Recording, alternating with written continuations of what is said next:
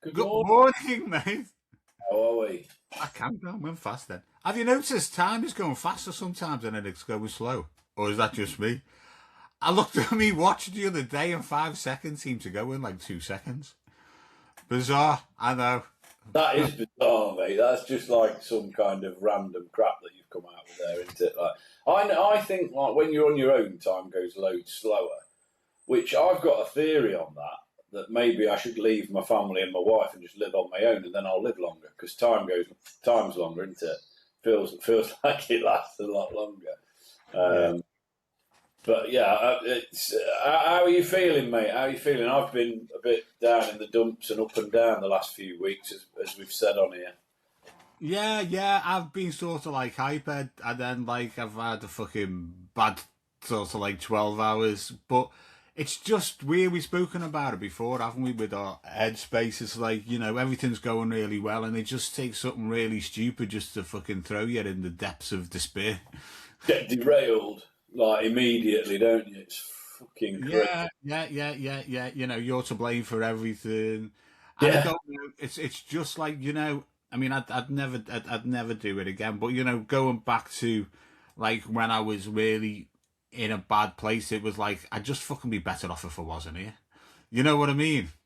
And it's horrible, isn't it? I think that's like for somebody like me and you.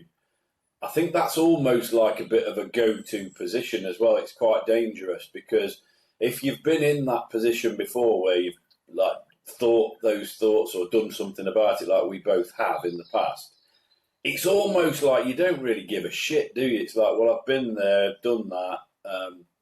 You know, there's positives to being suicidal and depressed because I think it almost gives you a kick-ass attitude to life because you don't really. There's nothing that anyone can do to you that would hurt you more than what you've already kind of tried to do to yourself. But it's a fucking horrible default position to have. Is well, if everything goes wrong and I can't deal with it, I just won't be here anymore. Yeah. And the fact is, like I think I've mentioned this on pod before. My mate Rob years ago, when I was going through that stage, he kind of says, "Well, you can't do anything if you're not here." So you may as well be here and do Yeah. something. Yeah. Yeah. Whether change relationship, change job, go and do some exercise, take on a new hobby, whatever that may be. There's always a way. There's always something that you can do to kind of get your head out your arse. But a lot of the time, it takes difficult decisions, and that's just unfortunately the way that life goes, isn't it? It is. It is. I know that I'd never do anything like that again. Things always pan out. Things always work out. It's just, I don't know. It's like you've been in that situation like years and years ago. And it's, as you say, you just mentioned it, it's like a default position, isn't it? Yeah, You just sort of automatically, default to that. It's not as bad as what you think it is, but you default to that. And that's what your brain does. And it's hard to get out of that, it's hard to get out of that. And it's just a case of managing your mindset, isn't it? Managing your feelings and managing everything. And I always think, the time's a great healer. I'll be fine again tomorrow. I know I will. I'll probably be fine again this afternoon. You yeah. know, but it's just that. It's just that. Something will happen You that. just go from there to there. Yeah. There's no sort of like there's no curve, is there? It's just a drop. I think like one thing I will say, like the last 2 weeks, we've only done. This is only our third pod. We'd have done 8 by now. We'd have seen the 8 days, and we're out of the 10, and we've only seen each other 3. And I know it sounds daft, but like the daily catch-ups we were having, and like the pod, we were putting our heart on the sleeve every day, and Yeah. together. As much as like it's too hard to do that because life has its own way of saying you fucking can't keep doing that amount of stuff. Those things did help. So we need to like as brothers need to kind of just say like if we're feeling down, pick up the phone and talk through stuff. And like I say, we've got kids, we've got family, we've got all these other things going on, and no way in God's earth are we going back to where we were with regards to suicidal thoughts and maybe we act on it because we've got so much other stuff to do. It's like you're not going to do that to your family, are you? And I remember one of the worst things for me when that all went. I was so depressed that I felt I don't want to be here anymore. And then when it failed, as a lot of things do in my life, I don't class them as failures anymore. I just class them as attempts to do stuff well, and it's not quite worked. But then I felt even worse afterwards because of the way it made my mum and my sister feel, and how that would have affected them. And I think, like, imagine that you're somebody who's never got to that depth, and maybe you're just depressed quite a lot, and you've never kind of had that experience. It's one of those where you should just talk to people and not let it take over, so to speak. I don't fear death one bit. I don't fear death. No, I'm like that as well. I'm like that.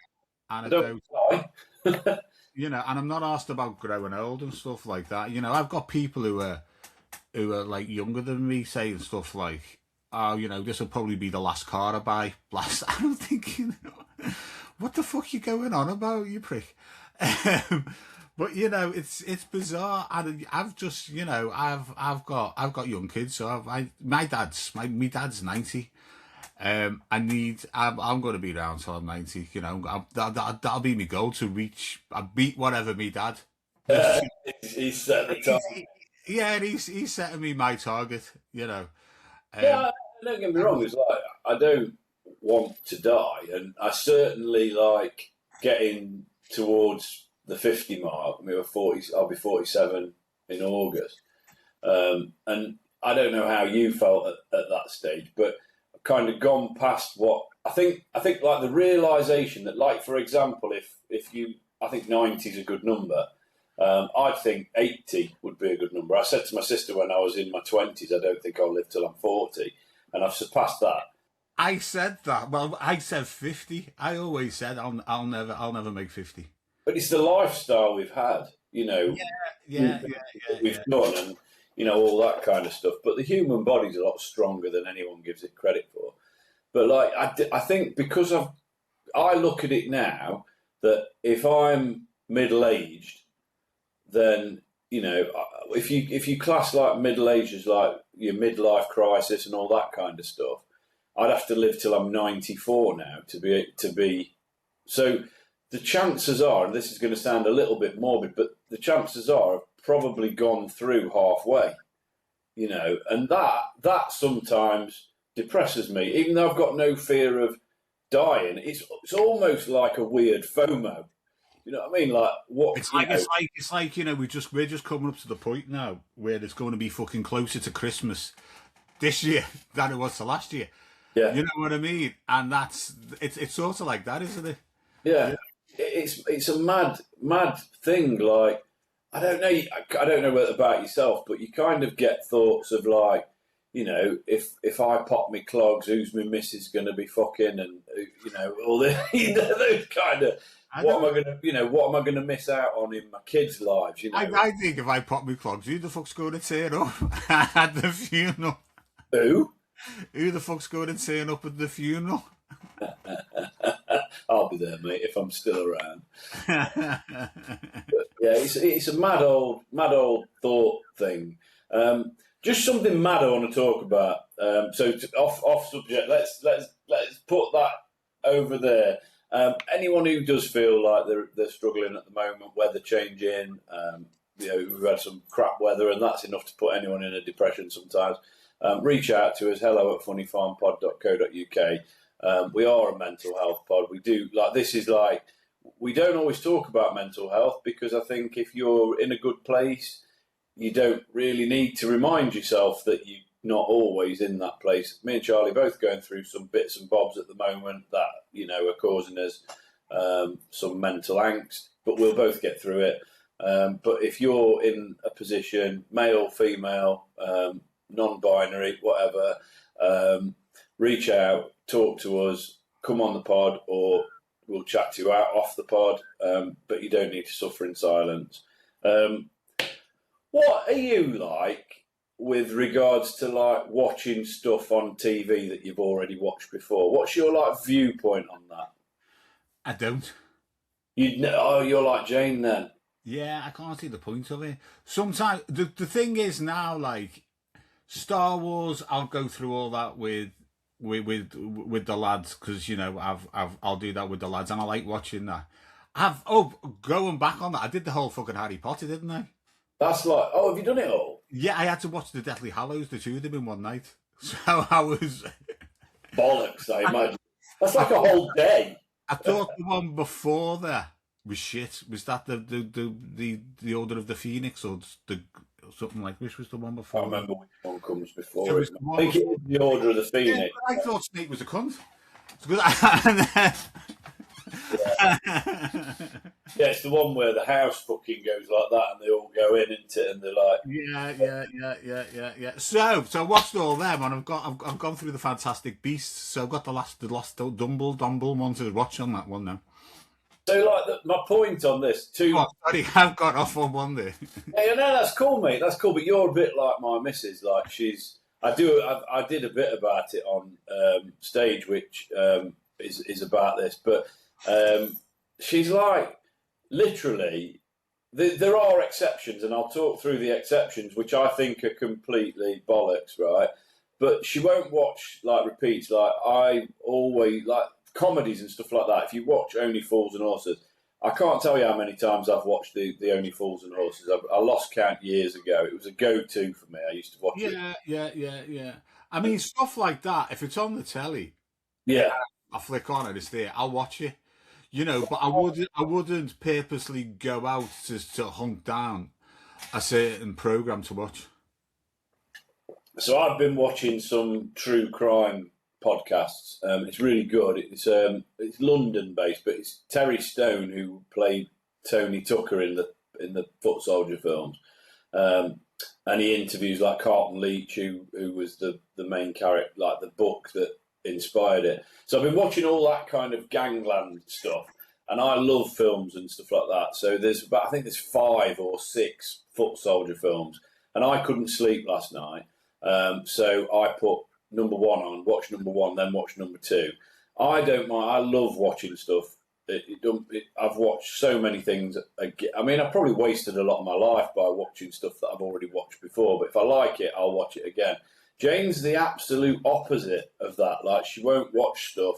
I remember, like, when she's been given a book for Christmas. It's a true story.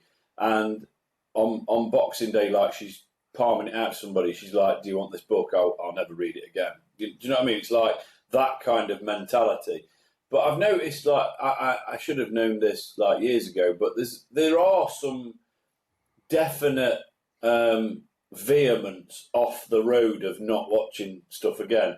So she's been watching Rivals. Have you seen that? No. It's like it's good. It's all right. It's a decent programme. But Jane fancies Danny Dyer, and he gets his arsehole and cock out in it. And I can't stand that guy. And she's watched it, like she's watched the Rivals. Oh, I know what it's about. Yeah. TV company thing, isn't it? The battle between these two TV companies. But it's like a periody thing. I don't know if it's set in the 70s, 80s, something like that. It's quite good. I mean, I've watched some of them. But the new series has come out, and she always watches these things with Sophie. But because Sophie's kind of at Nana's at the minute while she's doing her exams and she works in Beeston and whatever, Jane watches them and then watches them again with Sophie. So it's not even like, oh, that was a good series I saw 3 years ago. I'll watch it. And I'm fucking convinced it's because Danny Dyer's in it. I don't mind Danny Dyer. I find him funny. I used to have this opinion of him. You know when he did Danny Dyer's Deadliest Men? Yeah. And like he's done, when he did Mean Machine and he plays a dope in it and stuff. And I've never been convinced by Danny Dyer's hard man persona. I think you'd snap him in half in 30 seconds. You know what I mean? But he comes across as like this hard guy. And you watch Deadliest Men and he comes across, oh, fucking Danny Dyer and all that. And he's like, but This one's completely different. He plays a dope in it, but I find Danny Dyer funny. And when I didn't like him for ages. I like the films he was in. I like Football Factory, Mean Machine, all the stuff that he'd been in.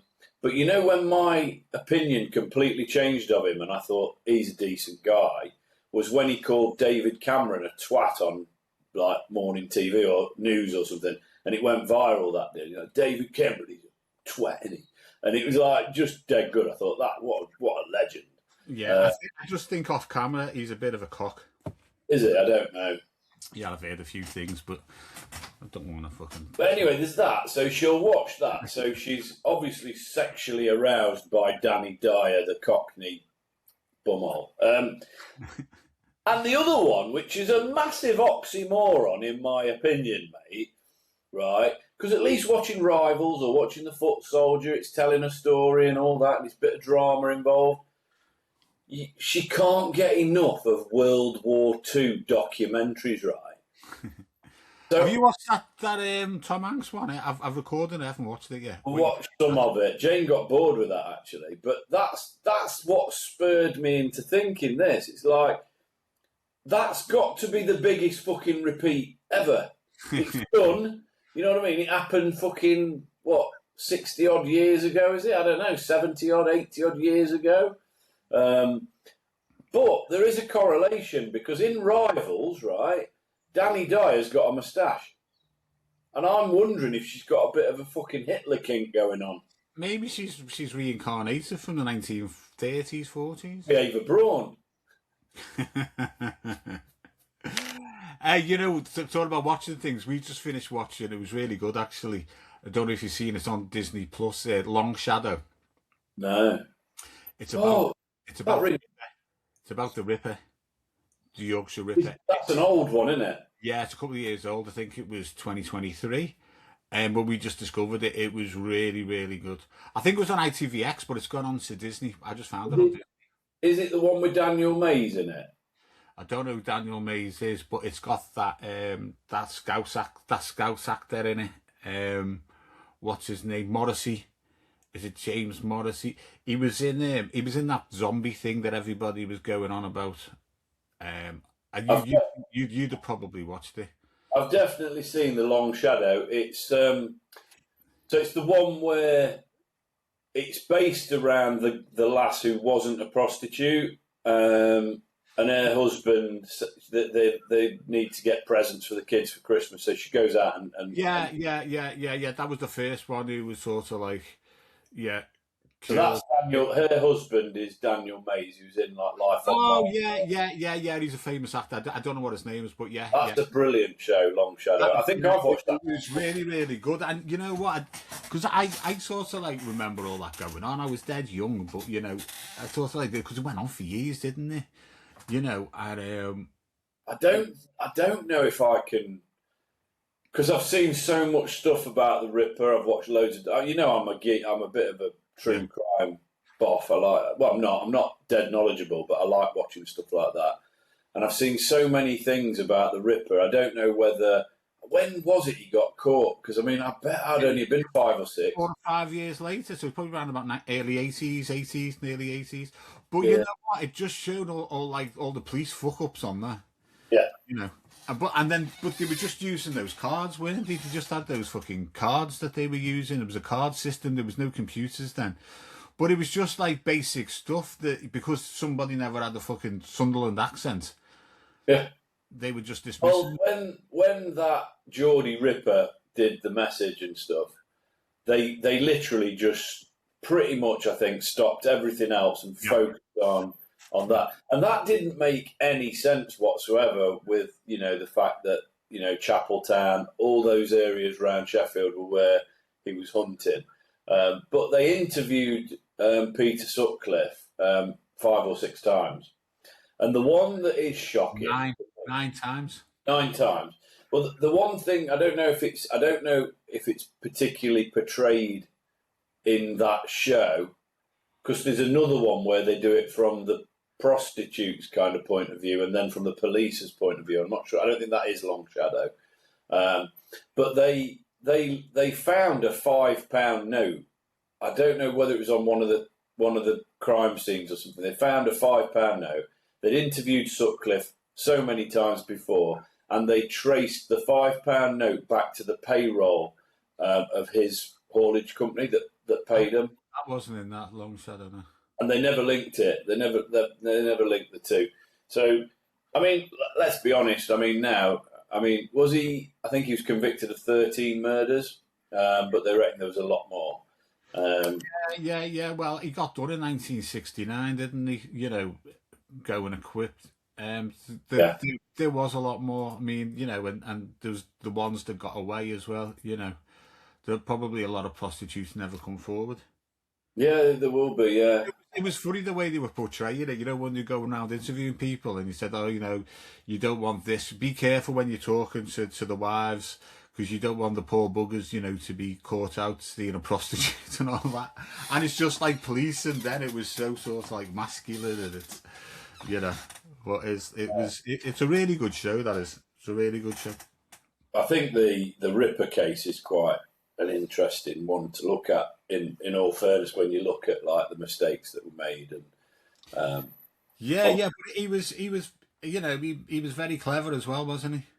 But it was a complete fluke that they caught him. You know, it was like he pulled him over, didn't he? Oh, he actually went. He was about to do prostituting, wasn't he? And pale light or something like that. They pulled him over. He goes, "I need a piss." Went over, threw his rape kit over a wall, and if it hadn't have been for the diligence of a beat Bobby, you know, you got all these detectives doing what they're doing. If it hadn't have been for his diligence and thinking that was odd, went back and checked, and that's how he got caught. And he literally owned up straight away, didn't he? So when they got the kit back to the police station, he said, "Yeah, I'm the Yorkshire Ripper," and that was it. I almost think, right, with these like serial killers, criminals of that caliber. You know, obviously he spent most of his time in Broadmoor. Just as an aside to that, I watched a crime podcast the other day, and it was about a guy who knew, basically his dad was adopted by Reggie Cray. So this lad knew the Crays. Really interesting documentary. The guy got sent down. He'd abused his kid, and you know, to a mental abuse to a massive degree. But to cut a long story short, he said that the Yorkshire Ripper, Sir Peter Sutcliffe, kicked the fuck out of Ronnie Cray in Broadmoor, which is beyond belief, isn't it? It's like, you know, but apparently Ron Cray used to call him a nonce all the time and give him shit, and Sutcliffe just lost his shit one day. I mean, obviously paranoid schizophrenics, both of them, and he apparently battered Ron. I mean, Ronnie Cray was frail and old at the time. It wasn't like he was in his day. I don't think that had happened. But yeah, it's a really, really. He got done with a screwdriver as well, didn't he? In Broadmoor. Peter Sutcliffe, did he? Yeah, he was blind. He's dead now, isn't he? Yeah, I think he died. I don't know. Yeah, he died a few years ago, didn't he? Quite a few years ago.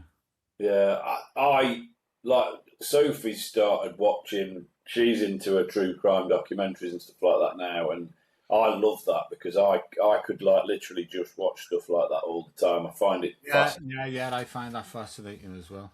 But just going back to this, I'd forgot what point I was trying to make there because I went off on the Ronnie Cray. Oh, the point you're trying to make is about watching repeats on the telly or Oh no, I've done that. That's done, mate. Just James Weird. We've done that. Oh, sorry. the bit about the Ripper when he was caught, and then they took the rape kit back to the police station and were going to question him, and he literally just went, "I'm the Yorkshire Ripper." Could you imagine? Like, I mean, I don't know if you get into the mindset of a serial killer kind of person and what's driving him to do these things. I mean, there's lots of stuff without going into massive amount of detail. It's like, you know, parents and stuff again. They go back to his mom and, you know, she abused him, and then he had failed relationships where women had cheated on him, and he just became like a traditional woman hater. They basically said he hated prostitutes, and he'd got this schizophrenia stuff. But like, imagine like you're him, like if you can, and then finally going, "I'm the Yorkshire Ripper." That must have taken away so much stress on his head. Yeah. He knows he can't get out of it, can he? No. You know, it's like you hold your hands up, don't you? If you know, I'm a great believer. You're going to get caught. You can't. You don't do the crime. You know what I mean? So if you're going to get caught, just fucking hold your hands up. It's going to be easy. I think there's like, I And think there's, he's just, and I think he's gone for the notoriety after that, hasn't he? well, You this know, was the point I was going to make. There's because obviously a lot of these psychopaths, they have like narcissistic personalities. So almost like in order to complete the game that they're playing, they have to be caught. yeah. They have to get caught. I think he always knew he was going to get caught. He Yeah. always knew, and I think, well, they all do, don't they? They all know they're going to get caught because they will do. They'll always get caught because they'll get. It's like getting complacent, isn't it? Getting complacent, doing what you're doing, and you know, you'll fuck up at some point. Yeah, and I think yeah. Imagine like being that person watching the news every day and going, huh, they're not going to catch me yet. And he used to taunt them, didn't he, with letters and stuff. Which is why I think that's. I mean, obviously there was the crime thing, but there was quite a few similarities to Jack the Ripper. It was almost like he was not copycatting, but it was prostitutes. It was cutting them up, and then obviously the letters and stuff like that. Did he send the letters? Did he send the letters? Obviously the tape wasn't his. I'm not too sure if the letters were his either. You know. I don't know, to be honest. I think I'm sure the guy who did the you only caught him, that guy, a couple of years ago, didn't he? I remember seeing that on the news. Yeah, a couple of years ago, 3 or 4 years ago, whatever it was. But yeah, it's mad. The Jack the Ripper case is like for somebody. I mean, I haven't gone into like you've got proper ripperologists out there, people who study that, and I haven't done that, but I find that case fascinating, and I think the unsolved ones are the ones that will always like fascinate you. And there's so many different theories on who Jack the Ripper was. I'm like mine. I mean, I haven't done a deep dive, but I'm fairly convinced that it was something to do with the royal family, because of was it Alfred? He had syphilis and used prostitutes. And there's been if you watch From Hell, that's the theory on that one. It's like it's the mad doctor to the Queen who goes out and cleans up the streets basically by getting rid of prostitutes and stuff. But that witnessed a wedding, I think, to a prostitute who ends up in clink kind of thing in an asylum. But yeah, I think these unsolved cases are just yeah. Absolutely fascinating. But, and I love the gangland stuff. I love I've been watching the stuff about the Essex Boys murders and the Crays and stuff. And that's another one, the Essex Boys one. No one knows who killed Tucker, Rolf, and Pat Tate. No one knows. There's 2 people in prison who are doing 30 odd years for it, but I think one of them I think Jack Wone came out, but. I've not really looked at those ones. Interesting case. I mean, I think, I don't have a particular theory on who did that, but there's loads of conspiracies that it was the police, that it was the Irish. There's so many conspiracy theories on that, and you've got loads of gangsters, like for Carlton Leach, who wrote the book Rise of the Foot Soldier, and then obviously the film was made. And he consulted on that film. Then you've got Bernard O'Mahony, who wrote a book, and there was another film made about that. They hate each other and have completely different theories on what happened. It's like Carlton Leach will say he was best mates with Tony Tucker, and Bernard O'Mahony will come back and say Tony Tucker didn't even fucking like him. And there's just too many confounding things that just come in. And I don't think anyone will ever know the full truth. But Mickey Steele and Jack Wone have completely, for the whole time they were in prison or are in prison, they've said they're innocent. And you kind of think, well, if that wasn't the case, you'd just admit it for early release, and they didn't. So yeah, no, mad. But anyway, well, that's 29 fucking minutes, mate. We're at the minute. We're all right for a bit. Anyway, listen. going off subject here. World Cup. Yeah. The World Cup started, hasn't it? We haven't really spoken about it. England's first game tonight. Are you watching it? Yeah. Yeah, I'm gonna watch it. I'm gonna watch it. Have you caught any of the World Cup? I've only caught like bits and bobs. The only game I've watched, I'll be dead honest, mate. I watched France last night, and Mbappe had a bit of a shit first half, but then he smashed it in the second half, mate. He was brilliant. I watched a bit of the Iraq-Norway game last night. They battered them, didn't they? You know what? They would go the first half. They were so unlucky. Haaland scored, and then they scored a fucking amazing equaliser. Honestly, a fucking amazing equaliser. And then there was Haaland scored again because a bit of a goalkeeper fuck up. I never watched the second half. I only watched the first half. But you know, they were getting slated straight away by the commentators going, you know, because I think Norway nearly scored again, you know, after they scored the first. And they're going, oh, you know, that would have been the end of the game because Iraq aren't in this at all, you know. And then they scored that fucking second half. At the end of the first half, they could have gone, they could have equalised as well. They missed some right sitters. I don't know, like whether, because I'm not Matt.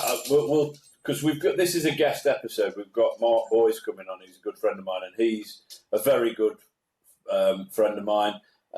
But he's massive into his football. He's a Liverpool fan. He supports Liverpool and he follows Notts County. He was in the Notts County Academy when he was a kid, and he manages a football club now. We'll talk to him about that. So we'll definitely get into the World Cup with him. But I've got a bit of a theory because obviously Spain didn't pull it off the other day, did they? Cape Verde, was it, who held them to a 0-0, and that fucking goalkeeper. Yeah, did you see him? He had, and he's not even wearing a fucking Everton shirt. No. He had 40,000 followers on Instagram, and now he's got overnight. He got fucking 6 million. It went up to 6 million. You need to go and play for Cape Verde, mate. I know. Fucking hell, what's going on? Come on, guys, give us a fucking follow. But they held Spain. Like, there's a little bit of a thing, like, where, because they said, I can't remember what teams we're on about now, but like with regards to the France-Senegal game, France went out and they were slow. They weren't picking the right passes up front and this, that, and the other. And the commentators were going on about it. And Senegal were well up for it, mate. They should have been 2-0 up, I think, really, in the first half. They hit the post. And literally just before half time, Jackson missed a sitter. He should have just put it in the corner and he blasted it over the top. But think about it from an altitude and a temperature perspective. Maybe France and Spain and clubs like, well, Spain obviously it's a bit warmer, but like the likes of us, we don't play in those heats. We're not used to those heats. Whereas maybe Senegal, Iran, Iraq, Iran drew 2-2 with New Zealand. So maybe like France went out yesterday. I don't know, because I think what's their manager's name? I can't remember his name. Class. But maybe he went out and said, just like let them run about, let them wear themselves out a little bit. So in the second half, we might be on an equal field, and France just tore them apart. Yeah. It was. What do you think to those hydration breaks? I think it's a bit weird. I don't think they need them, but I think the bit that I find weird is like, we'll add 3 minutes on at the end of the half rather than just stopping the clock and going, right, it's hydration time, crack on, and then starting the clock again. You don't fucking need it. You just throw the water on when they need it, when there's a natural pause in the game. Having those hydration breaks just loses the momentum. It just fucking stops everything. It's like you've got like 4 quarters. They're trying to Americanise football. Yeah, maybe that. And it's adverts, mate. It's adverts. Yeah, it is adverts. Right, so are we going off because we need a wee? Yeah. We'll have a break and we'll be back with our guest, Mark. Hopefully, Mark. If not, you're going to have us too, babe. If not, it'll be just me and Charlie again for another half an hour. But hopefully Mark's on his way and we'll find out in a minute. Okay, we'll just have a quick break and we'll see you again in a minute. See you guys. Hello and welcome to this week's Funnyfarm pod. Got it right.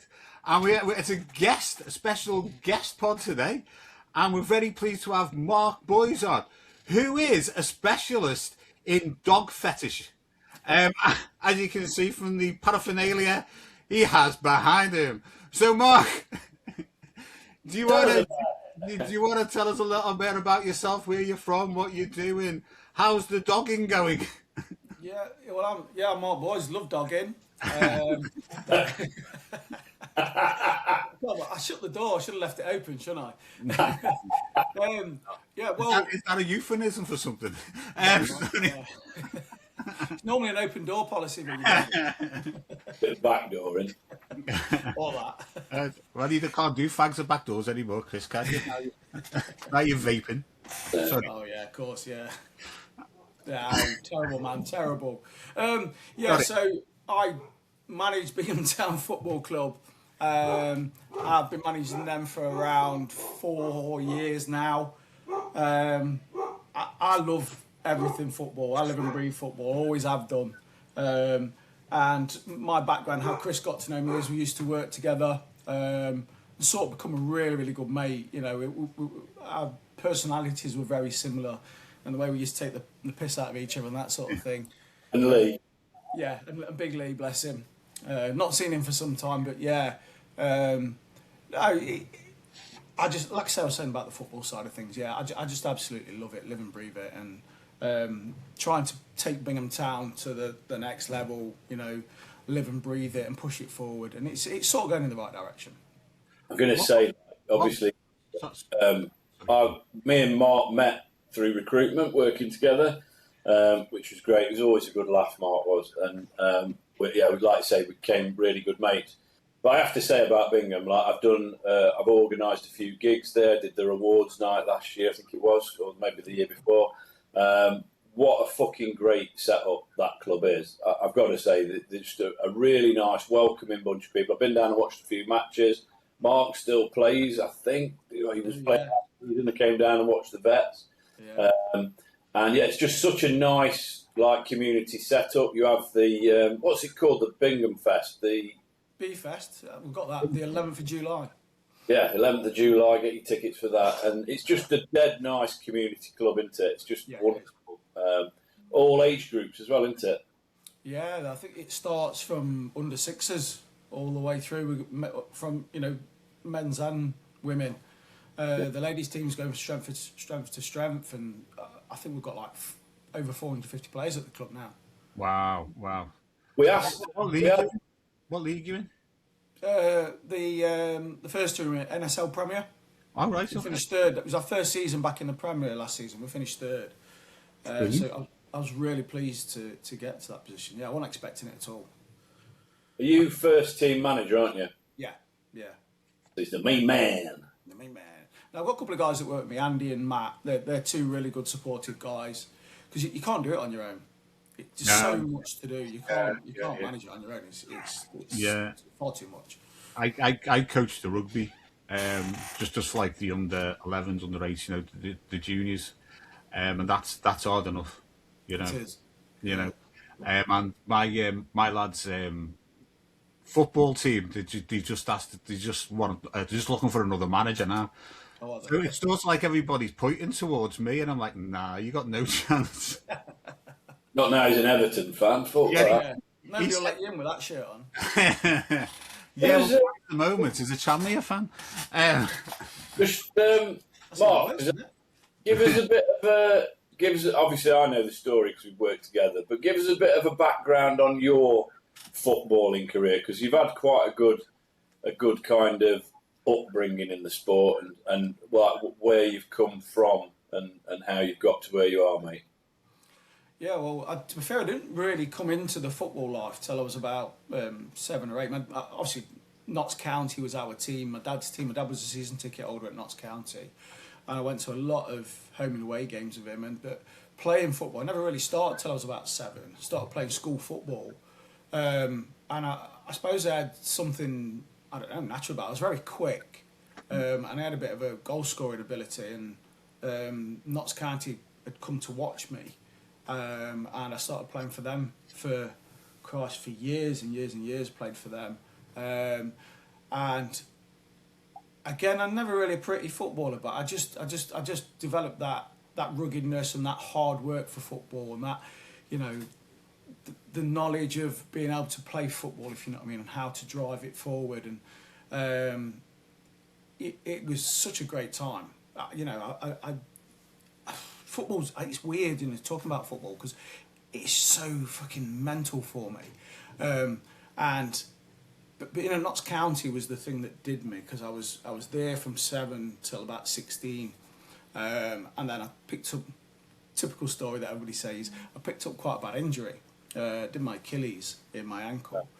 I went back for a session, but there was a new coach then, and they were looking at my history. He said, "You've got this, but this injury is going to be something that's going to plague you for years now.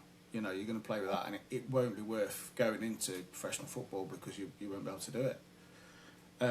So I walked away. We mentioned that because I watched a little snippet of the press for, obviously it's World Cup time, England play tonight. Yeah. And they've taken Saka to the World Cup, and he's got Achilles issues at the moment. So it's looking like, is it Manueki is going to be kind of starting in that position?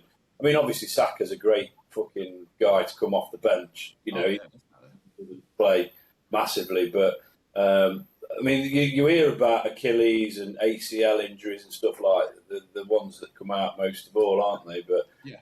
I know you struggle with your back and stuff like I do as well. So I know you've had quite a career of injuries, haven't you? Yeah, well, only till I got to vets football.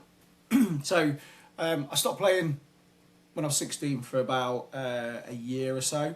And a couple of my mates that I played with at Notts, they were playing for a team called Nottinghamshire. I said, "Come on, you know, get back into it. Come and get out and start playing again." Because I was just working. I was working Saturdays and all that sort of stuff. So I said, "Do you know what? I'll give it a try."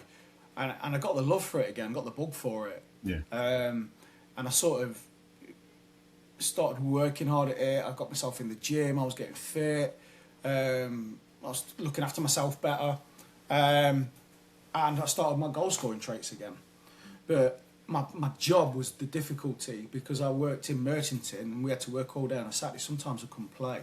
So I'd come in and I'd play the odd game. Bearing in mind, I'd still play Sunday football though. I played to a good level at Sunday, played with a lot of experienced players. So that sort of brought me on in my development as football. And then when I moved away from being able to work all day on a Saturday, it gave me free time. So I started playing for some of the more local clubs, the likes of Bingham Town and Radcliffe Olympic, or Dencourt as it was to start with, and then moved into Radcliffe Olympic, and then sort of settled at Bingham Town. Yeah, there's some good teams there. Gedlin and Bingham, obviously, all good level of football. Oh yeah, played for a good level. You know, yeah, I enjoyed it. I do have to say that you mentioned goal scoring traits. The first game I went down to watch Boise play, scored a fucking perler from about 35 yards out. It was fucking mental. I don't score many now, but normally when I do, they're just like that, because I don't get up top enough now to play at the back. So. Yeah, well, I think you were playing centre mid, but more of a defensive role. But holding midfield. Yeah. It was quality, mate. That goal was. It was like I was really hoping you'd score, and like you did, it was mint. But yeah, you know, with all these ties, like with Notts County and all that, how come you ended up a Liverpool supporter? Yeah. Sad. It was all down to Ian Rush. Right. So I was a forward when I was younger, and I liked the way he played and his style of football. Yeah, and you know, he's a little bloke as well, like me. And I sort of tried to emulate what he did on the pitch as well. So he just sort of stuck with it. And Liverpool's always been my second club, if you like. So yeah, it was just stemmed from them. And obviously Liverpool back in the day were one of the better teams. Everybody goes, "Oh, you went with them because they were in Europe." And it just solely was Ian Rush that brought me into it. Yeah, that's right. Well, I followed Liverpool as a kid, mate. My dad was a Liverpool fan. He still kind of follows them now. So, like, as a Forest fan, that's a little bit scorned upon. You know, I've obviously decided I wanted to go and watch football, so I went. It was either Derby or Forest, and I fucking hate Well, Derby. you can't get Derby, can you? No. And all my mates were Forest and everything, so I started going and watching Forest and ended up season ticket holder and whatnot. But like, I try not to mention it too loudly, but unless we're playing you, Liverpool, or like that bit of the season when we were at the top and we were kind of like we wanted you to drop points. I always wanted Liverpool to win, and I was like dead glad when you won the league and stuff. So I don't think that'll ever go. What do you reckon about? Because I remember me and my dad having a conversation about this. Rush and Aldridge, who was Rush? I always liked John Aldridge. Yeah, John Aldridge he was classy, he was quality, but Rush was my yeah, Rush for me, definitely. Yeah, he was an out and out goal scorer, wasn't he? Aldridge scored goals, but he was more the ruggedness up there. He was the hard man, wasn't he? And got stuck in. Wasn't he? Yeah. Talking about hard men, ruggish football. What do you think about football now throughout the years? I mean, when we were kids, it was like, fuck me, it was like Sunday League was like the Premier League, wasn't it? You know, you'd go in 2-footed challenges, fucking get the ball, and you'd got your... I've watched a few documentaries recently with, you know, the Vinnie Jones one and all that kind of stuff, and to me, that's when football was football. And I do sometimes think that the Championship is better to watch than the Prem sometimes, because it's that little bit... Yeah, you get a little bit away with a little bit more at the Championship level, but I think football has gone a little bit soft. Yeah, It's gone a little bit soft. Definitely. Yeah, it's not the game that it used to be, and I don't know. Do you know, looking at the World Cup games, I'm like, what's going on? What are they doing to football? Talking about the fucking cup of tea breaks. Hydration breaks. What's all that about? I suppose some of the European countries that are playing out there are not used to that sort of heat. So having the water breaks in between, fine, but just go and get a quick drink and crack on. Exactly. When there's a natural break in play, you know. Or do that. You know, if somebody's down injured and they're coming on, right, grab a quick drink of water. I don't mind. We do it at our level when it's really, really hot. A ref will say, well, look, we'll have a water break after 20 minutes and see how the guys are. Yeah. It's fine. Ball will go out of play. He'll go, right, lads, grab a quick drink. Yeah. Everybody runs over. There's no tactical stuff. Like, they're all there getting everybody around. Come on, we've got to talk about this. Yeah. Get on with it. Do your tactic talk at half time, you know. Yeah. Because it's slowing the game down too much. Like Charlie said, you know, it's almost like making it into 4 quarters, isn't it? Like, you know what I mean? Rather than 2 halves in football. It's been Americanised, hasn't it? Yeah. I watched the France game. Adverts in it. Oh, no, it's ridiculous. Do you reckon that, like, I watched the France game last night, and you're talking about European teams, like, mentioned this to Charlie previously, like, they've obviously played Senegal, and Senegal came out the blocks, like, smashing it. They should have been probably 2-0 up, I think, at the time. What's his face? Jackson missed a fucking sitter just before half time, then they hit the post. But I don't know whether there's some tactics from France there, like let them, you know, sit back a little bit, let them do the running, so that in the second half, you know, we're a little bit more on a level playing field, because like these guys might be a bit more used to playing in those kind of conditions, the altitude and the heat and stuff.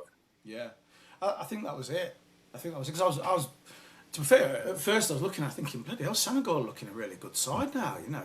What's happened to France? Because I've got France down as maybe one of the World Cup winners. Yeah. And I thought, do you know, if Senegal had took the chances, that might have been a big mistake by France. Because it could have been a mountain, you know, to climb for them. But luckily, they didn't finish too well, you know, at half time. So France were then able to just up their game. And you could see that. They were playing reserve. So I was thinking, this isn't the France that you would normally see, and then bang, they come out second half. And Mbappe that goal that he scored was brilliant. Well, both were great, weren't they? Well, yeah, do you know, all the goals were good goals, and I just like, yeah, you look at the pace and the power that France have got, and probably, I would say they're probably the most expensive World Cup team out there, but. There was definitely some tactics there, definitely. I still think Argentina. I've got that Argentina this year.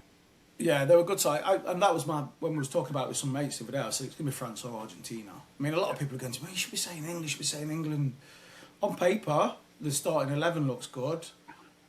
We We were talking about this the other week, weren't we? About would you rather like watch like England go out and attack and be exciting, and sort of like come in the semi-finals, get round there, or would you rather them sort of like play boring and get into the final?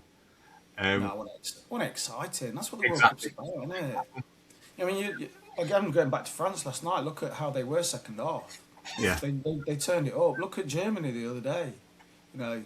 Even Norway as well. I stayed up and watched that game. Oh yeah, to see that Iraqi goal. That Iraqi goal was amazing. It was a great goal. I thought, game on here. We're going to come back at the end of that first half. They missed some nice sitters, didn't they? They did, and that's what World Cup football should be about. Is Yeah. the world's best players slugging it away and going for it. Yeah.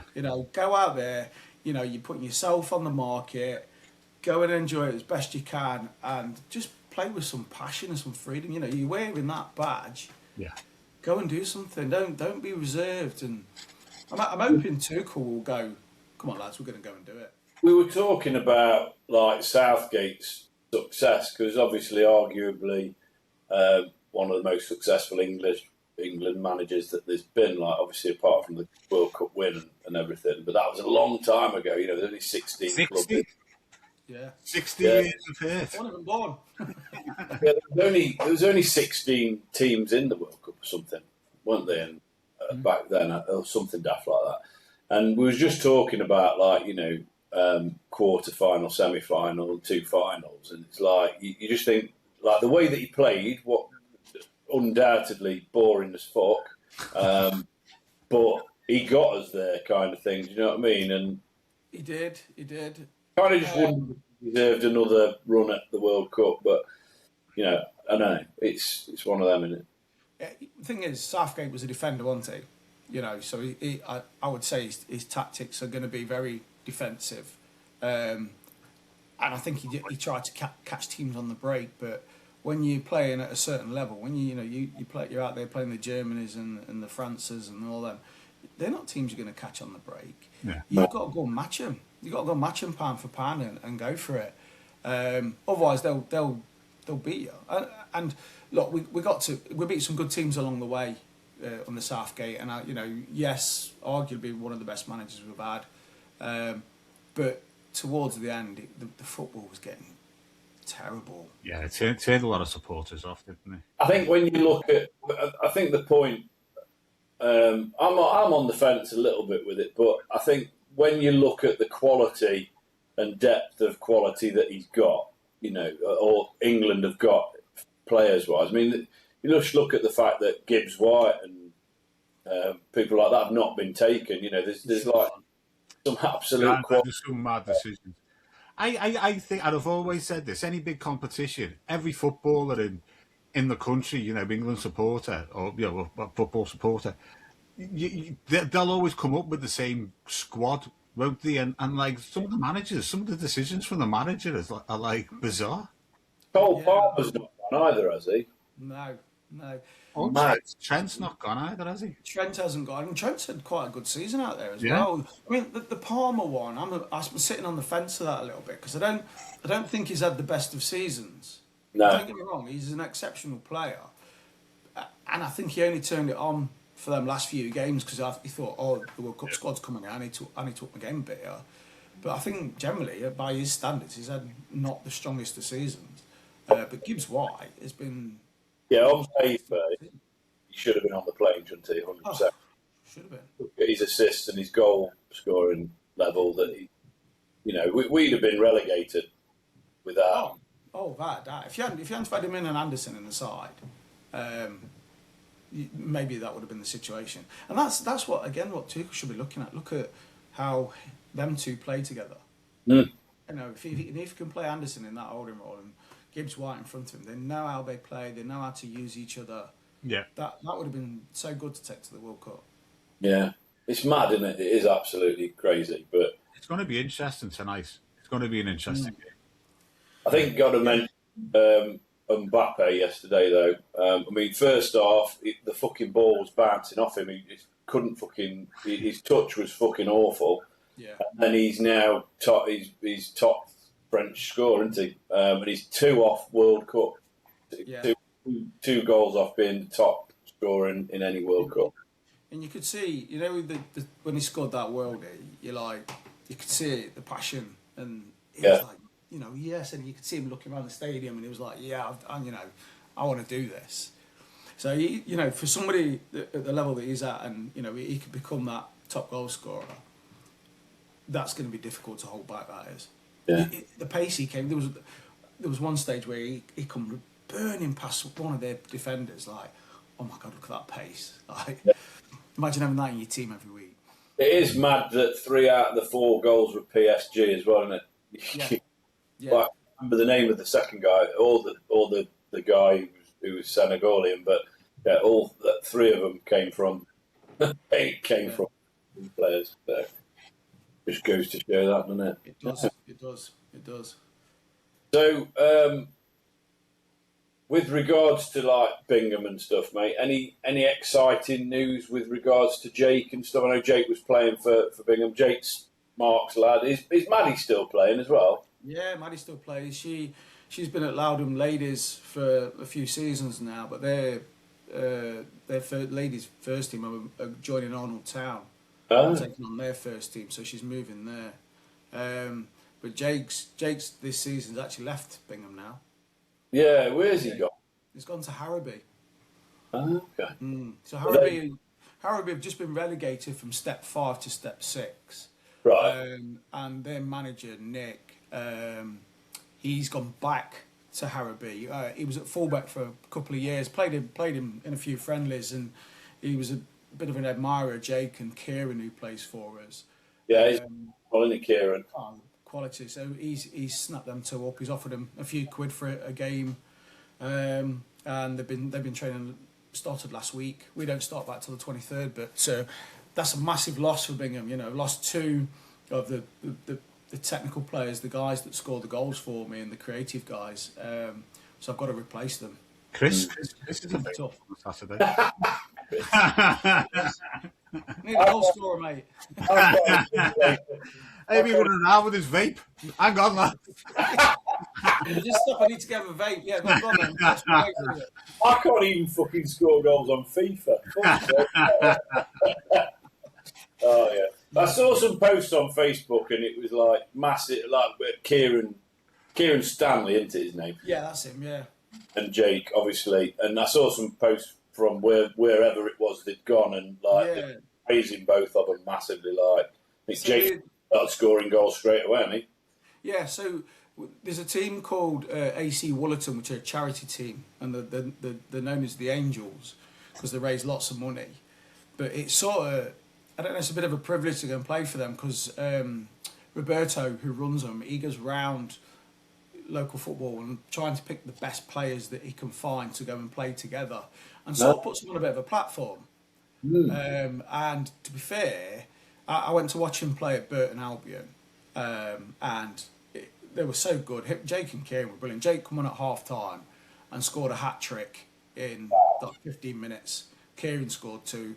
You know, it was because they have enough for 2 squads, so they start one side, you know, in the first half, and then another team second half, and the second half team just absolutely annihilated them, and they then bang that all over Instagram, Twitter, or X as it's called now, Facebook, and people then take a bit of a notice of them and go, hang on. But Nick, who's the Harrowby manager, had been watching him for some time, so yeah, he went straight after them because he wants them to get back up to Step 5.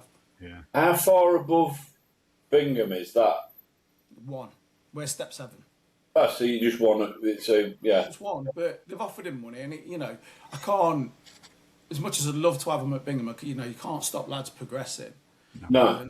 Jake's 22, Kieran's 21, well, Jake's only 23, but you've got to let them go and progress. And Nick's a good manager, and he got Arrowby up to Step 5 last time, so they gave him a good budget to go and bring in some decent players. So, look, I hope he does, and I hope he goes up and plays Step 5. Yeah, definitely, mate. Good luck to you, Jake, mate. You're a good player. Yeah, he is a very good player. 10 times the player I ever was. you were obviously a very different player, weren't you? But I mean, you don't get into fucking. I was going to ask you this question actually. So you don't get into Notts County's academy if you're not really good.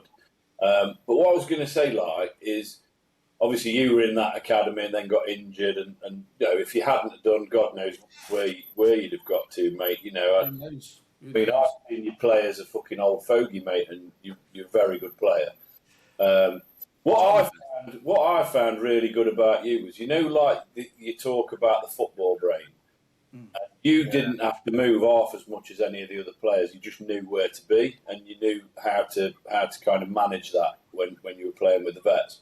But like, just going back to the academy thing, I don't know. It just seems like it's a lot easier now to like, a lot of kids they tend to pile people into the academies, and then like they might not be as good as like you had to be. I don't think they are as good as you had to be to get into Notts County's academy back in the day, because the academies are massive now, aren't they? Yeah, they are massive now. I mean, back in the day, it was very difficult to get into, you know, that sort of level of football. There weren't as many academies around like there is now.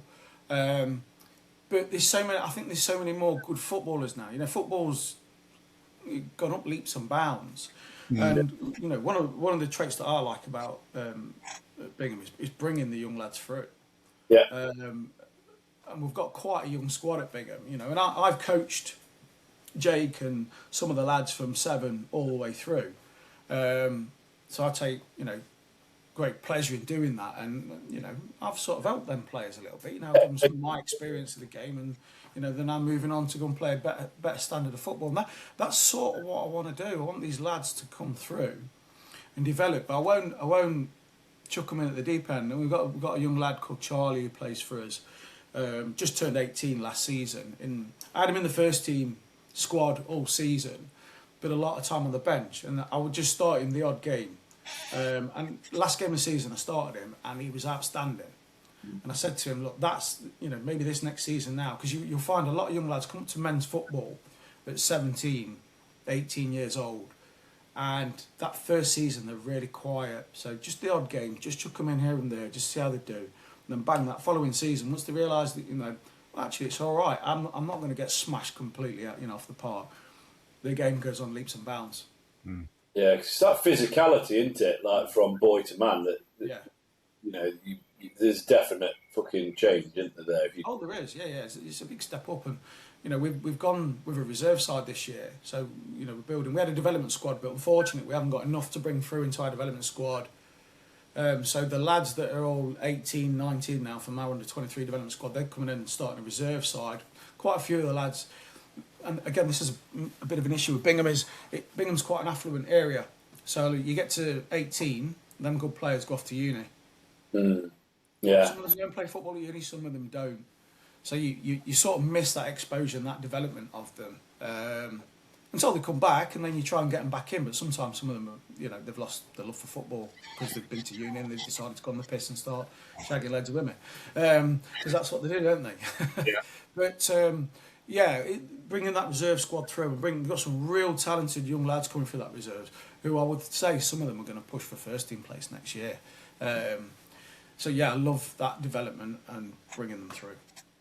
Have you had many like guys from Bingham go the whole way? You had many lads go into pro.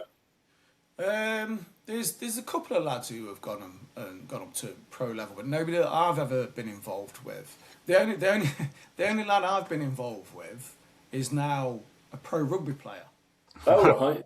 Joe Hayes. I used to coach him as a goalkeeper. Wow. Is that because you used to take him out eating fucking burgers at Wetherspoons rather than training? Mate, have you seen the size of him? He's a unit and a half, and he's just won England's Player of the Year. Wow. And his dad was a goalkeeper. His dad was at Forest when he was younger. And I did something called Catch Keepers with him. And I got to know Joe well, and I coached Joe's brother, and I coached Joe. But Joe was at Forest as a goalkeeper. He's a big, big lad. And you know, one day he went, I don't like football anymore. I don't want to play. And then before you know it, bang, he's playing rugby, and he's this massive. I saw him at a beer festival about a year ago. There you go, you see? Yeah, Beer festival, yeah. his hands were like that. You know, he was massive. Like Jesus Christ, his shoulders. And then to see him develop into the English squad, I know it's rugby and it's completely different to football, but you know, knowing somebody that's gone to that sort of level is amazing. But football-wise, there's a couple of lads that have gone and played at pro level, but not really many. But some have gone and played at high level, which is fine. You know, got up to step 3. You know, that sort of level. They do actually advise in rugby, you know, like if you want to, like, just for ball control and that, it's to do with the ball sports, football and, you know, whatever else, you know. So football's... Well, he was a goalkeeper, his handling was brilliant, so that's the next thing, isn't it? And he loves throwing himself on the floor, so yeah. Loves a scrap and all he does. Yeah, there you go. You must have youngsters that play in the like lower teams that go and play in the academies and stuff. Didn't your Jake go to Forest? He went to Forest for a little while, yeah, but they released him because he was small. He's not that tall, is he? No, I mean he's taller than me now. He's probably... That's not fucking hard though, Boise. 6'2" I am, man. What's up with that? I'm 5'8", and Jake's almost 5'11". Yeah. And yeah, he was very small when he was little, but he was quick and he was skillful. And they come down and watching Bingham play, and they took him on, but then they released him because he was too small. But the academy, they pile loads of lads in now at this level, and girls in some of them. But they bring in too many players, and then players maybe get pushed aside because there might be one guy there who's outstandingly talented. So they'll develop him, they'll concentrate on him, and then they'll go, right, that lad there will go and play in the development squad with, you know, people that aren't UEFA qualified coaches, and then that's where the development falls. Yeah, you know, that's where it falls off, and it's hard on some of these young lads. Yeah. I'm not a massive advocate of taking players and going in there.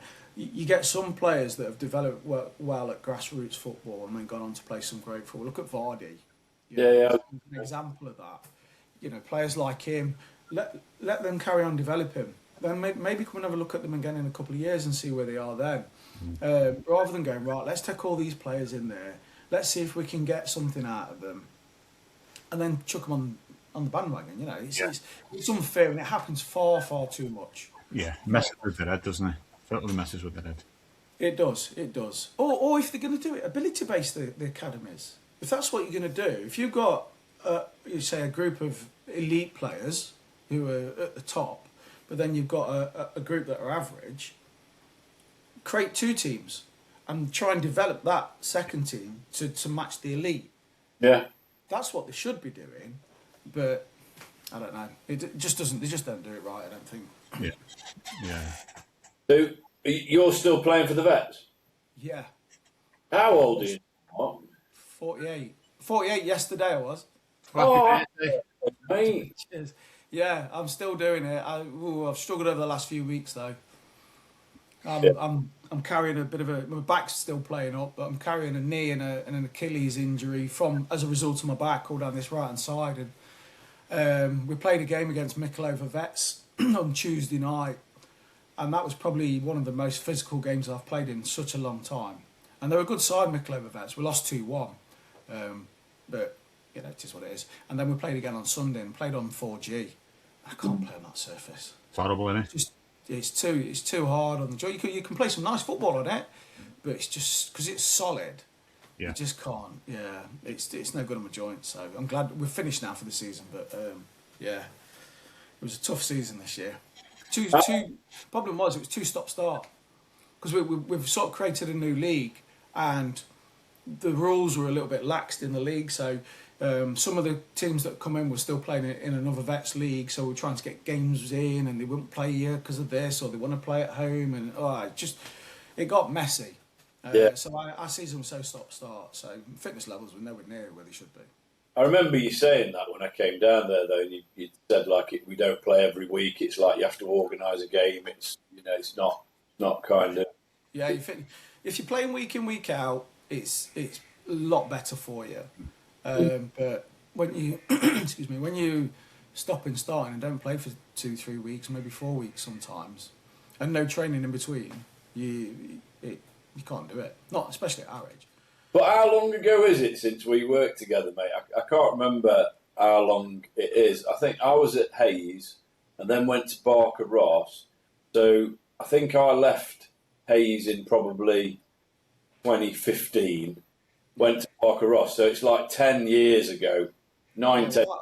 Obviously, I've just left. I left in May, and I was there nearly 10 years.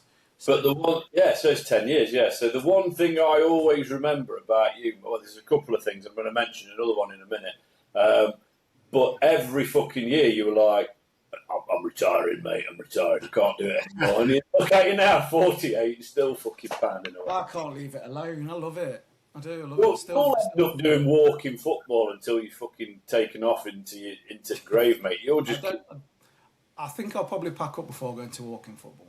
Yeah, it does look a bit weird, though, walking football. It's mad when you get a passion for something, like sport, especially sport. I mean, I was always football, coming from Liverpool. I was always football. We moved over towards Chester, like 8 years ago, this September. And I would never have thought 8 years ago that I'd be coaching rugby. Because I've never played. I've never played. But I just got older. I know it now. You know what I mean? Yeah, it's funny that because I had a mate that was in Notts County with Paul Smith, and he was one of my best mates. There was me and Neil. There was three of us who were like real good mates from Notts County. I still talk to Neil. Neil Buxton is Jake's godfather, but Paul moved and went to live in Wales. And then before you know it, he's managing a rugby team. Oh, and all his he's still there, Mark. He's playing veterans rugby. Are you still there, Charlie? Can you hear me? His volume's gone. Mental. So yeah, you do get a lot of people that go into. I can hear you. Can you hear me? I can hear you. I think we're going to have one of those moments, aren't we? I used to have one of them moments where it's like, yeah. Mark's going to have been carrying on talking, and we can't hear him. He's like this. It'll be fine. Unfortunately, he was in a my collapse. Good. He's still going on, look. So he had to stop playing every single sport. Is his picture moving in yours? Yeah, his picture's moving. His picture's moving. It's not moving in mine. I just can't hear him. Do you reckon he can hear us? I don't know. Can we can't send a. Can we send a chat on this? Let's do a chat. He'll come back in a minute. Oh. I'm sure he'll come back in a minute.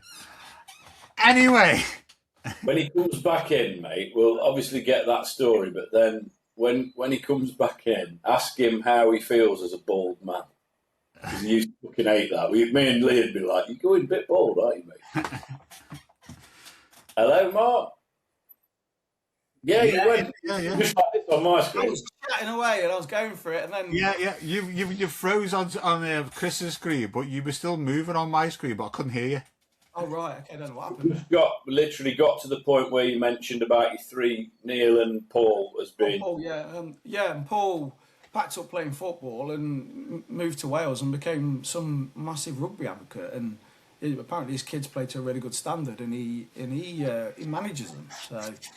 Yeah, there is crossovers in sports. The only sport I would never cross over into is cricket. I love cricket. I love cricket as well. Yeah. The only sport I really can't get a handle on is golf. I don't mind a bit of golf. I'd rather play it than watch it. Do you still have the fucking war between the cricket club and the football club at Bingham? It's not as bad as it used to be. There is still the odd battle. So when I turned up for the awards so I was doing like a couple of sets comedy-wise, the fucking cricket team were in there and they wouldn't fuck off, would they, so we could crack on. Yeah, I think that's the same. We have the same in ours. We have the same in our club. It is. Unfortunately, because we've got the club, and it's the same for us, but we're a bit more polite. If there's a do on, as club members, we're allowed to stay there. Have a drink, that sort of thing. But we have the politeness to go, hang on, these have got a private party, but we'll clear off to one of the pubs. There's enough pubs in Bingham to go and have a drink. You don't have to stay there all night. But for some reason, they do. I don't know. I did the Mark Crosley night as well, didn't I? That was fucking class, that was. Yeah, it was a great night. I was with Crosley the other week. Were you? Yeah, I got selected to play in a veterans all-star team against Forest Legends. Nice.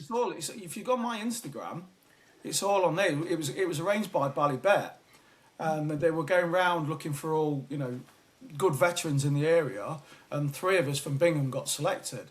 And I played on the City Ground. I had a training session down at Forest in the Dome with Crosley. Crosley was our manager, and what an experience that was. Did you remember your Bingham night? Did you talk? Again? Did he remember the Bingham night? I do, yeah. No, did he remember? Did you Yes. talk? Oh, sorry, he did. Yes, he did. Yeah. He remembered it. So it was looking at me thinking because I was the one who organised it. He was looking at me going, I recognise your face. Yeah. And then when I explained to him, because the pre-story that he filmed for the Ballybet thing was filmed down at Bingham. We let him use the football club to do it. Brilliant. Yeah. So what an experience that was. I had to mark Jack Colback. Oh, really? Yeah, that wasn't exciting. That was not fun at all. He's fucking not that long since retired. Yeah, he was playing Championship last season. Yeah. His movement was like, oh my god. I couldn't keep up with him. I'm fucking 48, you cunt, slow down! Yeah, I know. And they made me play right back, and I never play right back because that's a running position. Yeah, you got to be quick and nifty on that position, haven't you? Yeah, especially when you're marking somebody like him. Yeah, that was wow. It was such a good. We lost 8-1, by the way, but it was such a good experience. I loved every minute of it. Who cares what? I got to play on the City Ground, which was brilliant. Yeah. Loved it. I've seen there's some pictures of you playing in another. You had a charity match down at Bingham at some point. There were some Forest players there, weren't they? Well, that was a few years ago. That was, yeah. Yeah. Yeah, that was when we first built the new clubhouse down there, and You had dark hair. Yeah, I did have dark hair. Yeah, that's when I was proper spit. Then that's a long time ago. But yeah, we got a Forest vets team, legends team to come and play, which was brilliant. And what we turned it into, there was a young lad that was involved with the club, and he got cancer at the back of the eye, so we turned it into a charity match. And there were like 2,000 people came down to watch us play Forest, and we charged them all and gave the money to the young lad's family. But they were brilliant though that day. The Forest lads they were absolutely outstanding for us. And we had like people like Steve Hodge came down and they were signing shirts, and Stuart Pearce was there. It was a good. That was good. That was.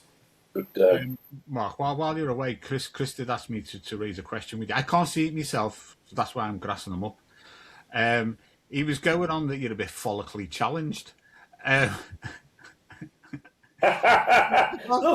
I can't possibly ask that question with this. Me and Lee used to fucking wind him up about this at work all the time. It was almost like who's going to say it first, wasn't it? Look how white it is now, though, mate. This guy's. He's been to Turkey. He's been to Turkey. 20. Hey, no, Mark, no. I'm not like Chris, That's as far as it goes. This is I think I've always had It's this. just, I was 22 when I started going grey. I'm the same age as Jake, and he's got grey flecks in his hair now. When you've got dark hair, isn't it? I think yeah. My mum was the same. My dad was. My dad was quite dark until a later age, but my mum, she was very white. Yeah. So was my grandma. So it's sort of like just stayed in the family. My brother's older than me, and he's going grey now, but he stayed with dark hair. It was only me that went grey. Yeah. So the other thing I was going to talk about regards to Barker Ross, there's loads we can talk about Barker Ross. Love or hate it. We had some good times there.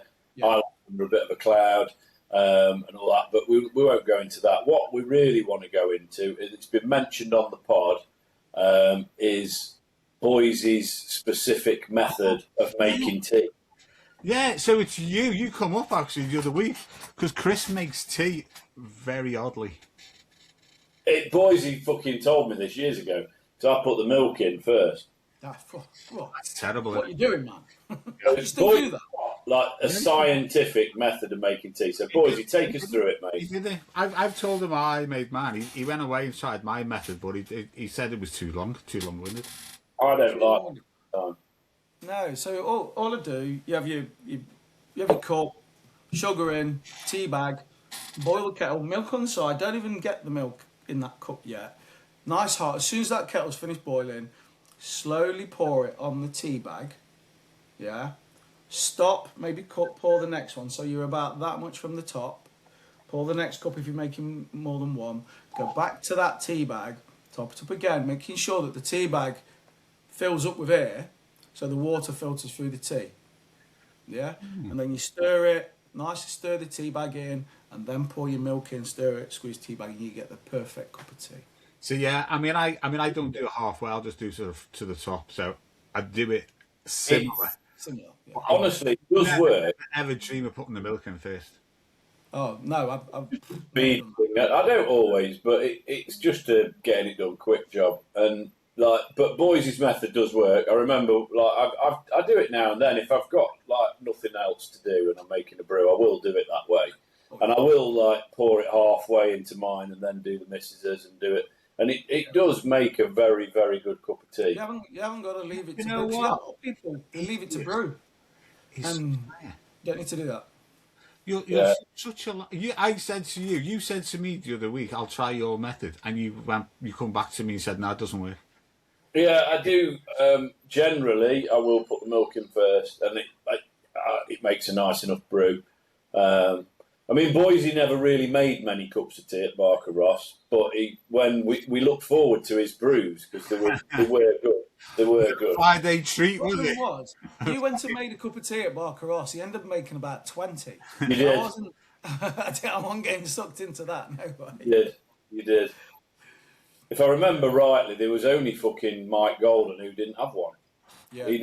Everybody else wanted one. And everybody had it all differently. Oh, I like mine milky. Oh, I like mine strong. I like mine wheat. Because Laura used to like hers like a builder's tea, didn't she? Without any milk in. Yeah. So you had to. I think we even had a list on the thing of what people had the tea like, didn't we?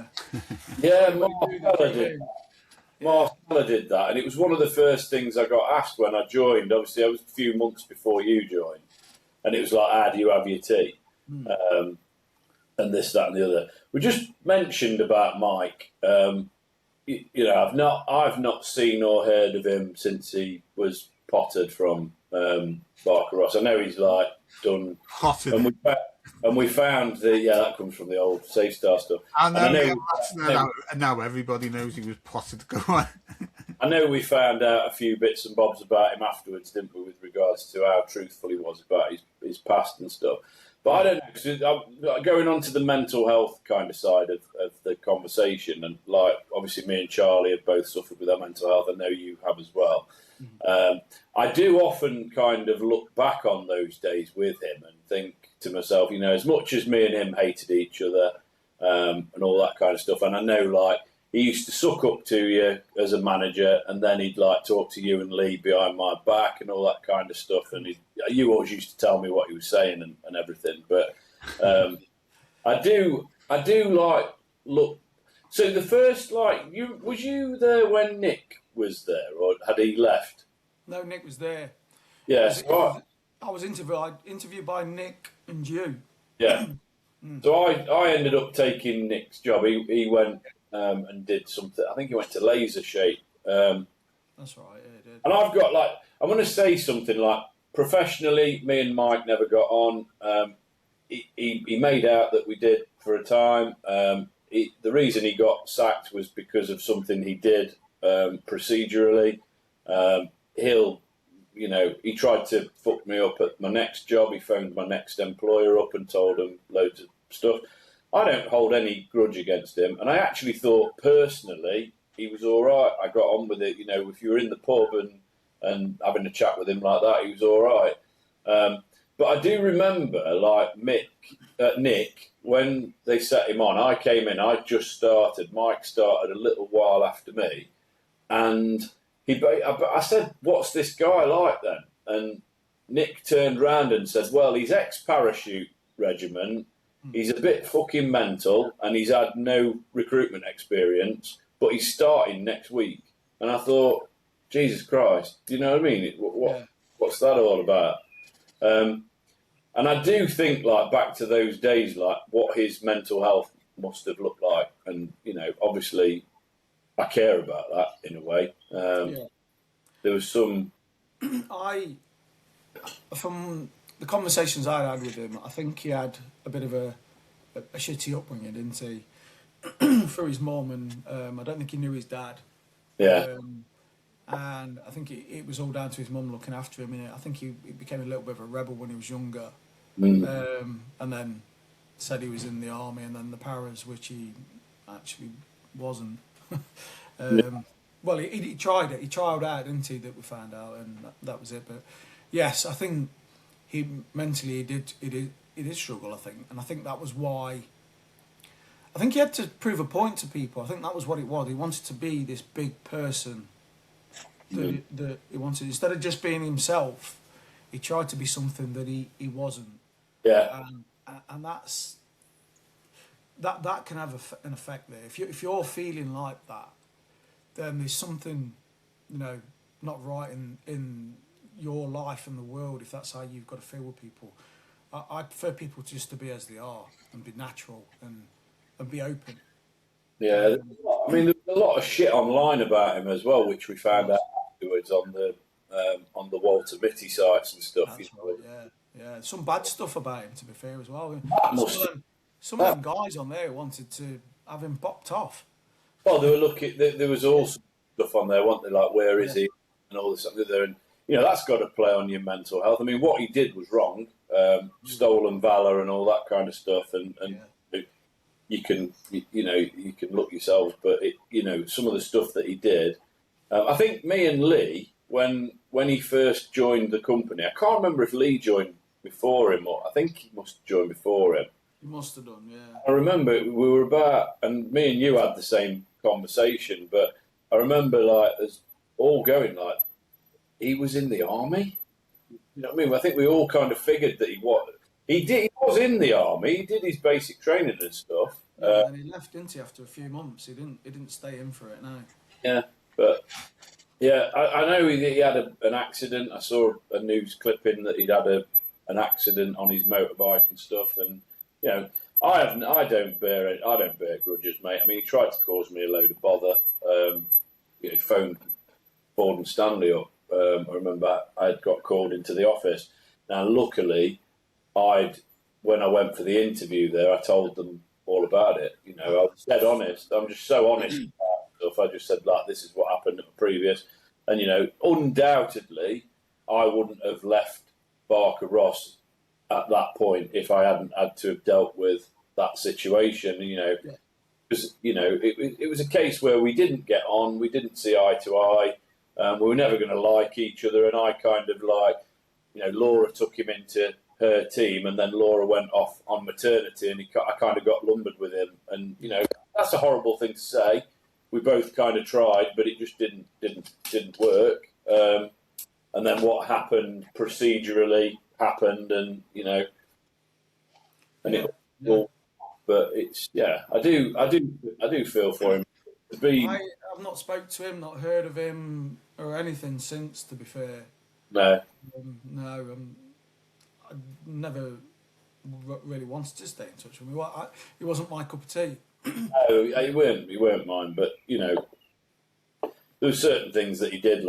He sent me pictures of him and his girlfriend on my desk, and stuff like that. And you just think, what the fuck? They'd gone in after hours, and I don't know if he did her on my desk. I don't know if he. He must have done. He must have done. Some of the stuff that came out from him. He was a proper into his ladies. Let's put it that way. Yeah, absolutely. And I hope he's well, though. I really hope he's well, and he's found some peace in life, and he's doing well for himself and all that kind of stuff. Same here. Don't bear him in it. It was certainly an experience. It's probably the most challenging managerial experience I've had, and obviously I went on to Ford and Stanley and headed up the full contract business and stuff, and had a dozen staff at any one time, and more, in fact, and hundreds and hundreds of contractors to manage, and I think that will go down in history as my most challenging management moment. I'm glad I'm now self-employed and I don't have to manage myself. So now I've gone from managing 12 complex, fucking dynamic people to just one bell end, which is me. I thought you were Sure, going to that's say not me. the worst experience you've had trying to It manage. might well be, you know. Yeah. It might well be. It might well be. But yeah. So yeah. Obviously, you're doing event stuff now then. Yeah, well, it's I'm working for a mate, to be fair, and I've gone self-employed, but it's simple stuff. It's That simple. fly attacking me then, you see? Landed on I Chris. thought he was waving at me. He's gonna wave back. Flies around shit. Yeah, sorry. Yeah, it's easy stuff. It's setting up small stuff, small events. Promotional events, stuff that you see. You see paraphernalia in John Lewis where there's an event that's going on that's promoting a certain type of product. It's simple stuff like that. Is that what the Very, dog very is simple. for then? And we just go in, we set it up, and we leave, and then we go in and take it down and we leave, and it's done so quickly. So if anyone needs any promotional stuff doing, mate, yeah. I can put it's my mate Jimmy that does all the promotional stuff. He's the guy that sets everything up. He's the one that's in the know, and he's been doing it for years, to be fair to him. But yeah, that's something that I'm doing alongside other things. Yeah, football. Yeah, mainly football. Yeah. Anyway, we've done 56 minutes. So have you watched? I'll hand over to Charlie. So we always have a bit of a special finale, and it's Charlie's bag, so it's his fault. And yeah. So have you listened? It's more of our guest episodes at the moment. Have you listened to any of them? I have listened to some of them. Yeah. Everybody says this, so you'll know all. I was listening to the one with the teacher one that you did the other day. Oh right. Did you listen to the end? I didn't get to the end, no, unfortunately. Yeah, I did want to watch it to the end, but I had to shoot out, so I didn't watch it to the end. That old chestnut. That old chestnut. I probably won't watch this one today. No, I'm joking. Right, okay. Well, we've got... we do a little feature called the Funnyfarm Showdown. Have you come across that? No. Right, okay. All right, okay. We'll just get you... Do it. Let's go for it. Let's go for it. Right. What I'm going to add here is if you need any sort of like jingles or anything doing for Bingham Town, for the PA or anything like that. There's plenty of businesses out there that can do it. Right, you ready? Yeah, thanks for the heads up. Welcome to the funny farm. The lads are back causing harm, talking shite but full of charm. It's the Funny Farm Showdown. Welcome to this week's Funny Farm Showdown. Guest special. It's always a guest special, the Funny Farm Showdowns these days. And today's subject is animals most likely to be a football manager. So you've got to give us an animal who's most likely to be a football manager and why. Wow. Jesus, that's a tough question. That is. You've got to go. I suppose with the traditional stuff and go with a lion. Three lions on the shirt, or was it three seals? 3 lions on the shirt, but a lion looks after the pride, don't they? They're an inclusive animal. I know they maim animals, but they're also an inclusive animal with their own type. So I would suspect that you would probably better getting a lion. Yeah, going for that. That's a little bit cheesy, I think. That is a real good answer. That's a real. He has put the bar high. Chris, I think you'll probably win, but I don't. He says that every week. I don't think you should. Because mine's better than yours. Because lions, like any opponent they come across, they eat them. So that just I'm like exactly. But that's I'm like that on the touchline at the opposition all the time. Supposed to do, isn't it? But in this day and age, a sheepdog, because the sheepdog manages that herd, it'll put them into the right place, get them in the right position. In order for them to eventually become